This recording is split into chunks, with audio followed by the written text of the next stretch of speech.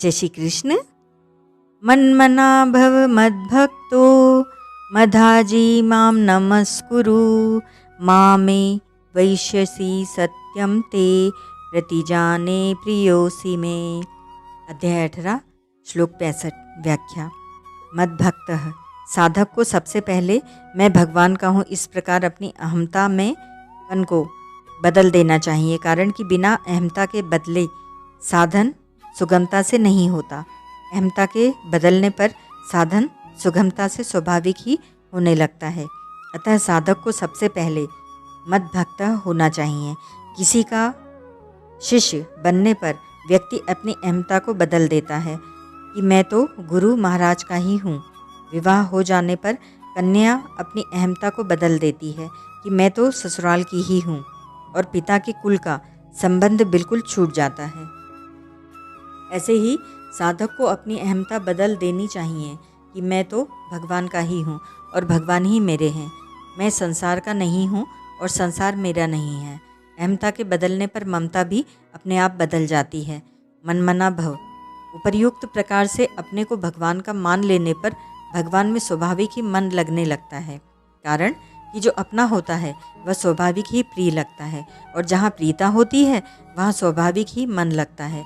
अतः भगवान को अपना मानने से भगवान स्वाभाविक ही प्रिय लगते हैं। फिर मन से स्वाभाविक ही भगवान के नाम, गुण, प्रभाव, लीला आदि का चिंतन होता है। भगवान के नाम का जप और स्वरूप का ध्यान बड़ी तत्परता से और लगन पूर्वक होता है। मधाजी अहमता बदल जाने पर अर्थात अपने आप को भगवान का मान लेने पर संसार का सब काम भगवान की सेवा के रूप में बदल जाता है। अर्थात साधक पहले जो संसार का काम करता था वही काम अब भगवान का काम हो जाता है। भगवान का संबंध ज्यों ज्यों दृढ़ होता जाता है त्यों ही त्यों उसका सेवा भाव पूजा भाव में परिणित हो जाता है।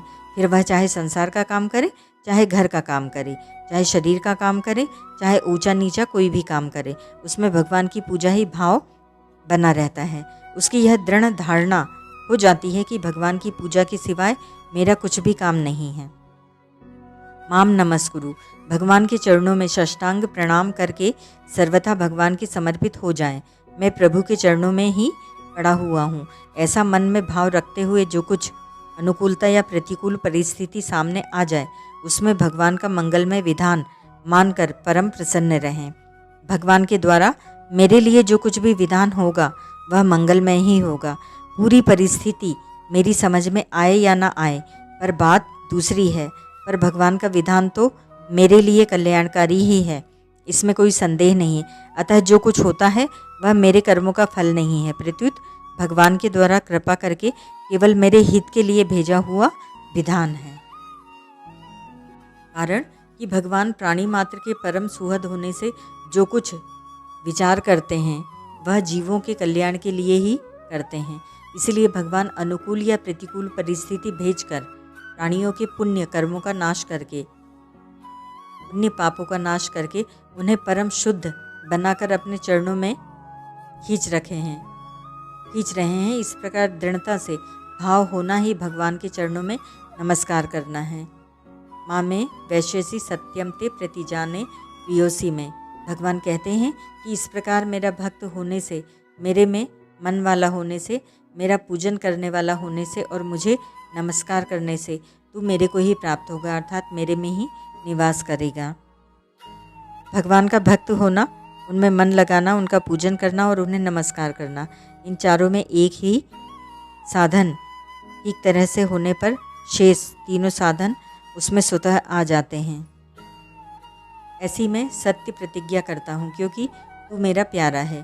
प्रियोसी में कहने का तात्पर्य है कि भगवान का जीव मात्र पर अत्यधिक स्नेह है। अपना ही अंश होने से कोई भी जीव भगवान को अप्रिय नहीं है। भगवान जीवों को चाहे 84 लाख योनियों में भेजें, चाहे नरकों में भेजें, उनका उद्देश्य जीवों को पवित्र करने का ही होता है।